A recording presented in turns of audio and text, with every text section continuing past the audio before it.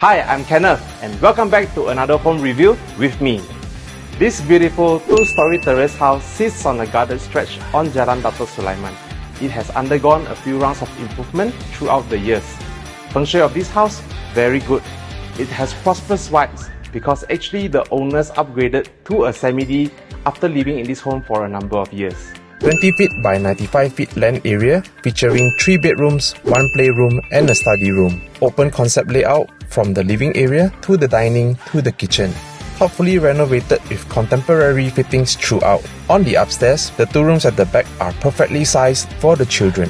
We have the master bedroom with an ensuite bathroom. There's even an air well here to bring in light and ventilation to the study room and family area. Now, if you're looking for a home that doesn't require major renovations, you should seriously consider taking a peek at this house. Want to find out more? Head on to our website to check out our latest listings. See you again next Wednesday in my latest video. Bye!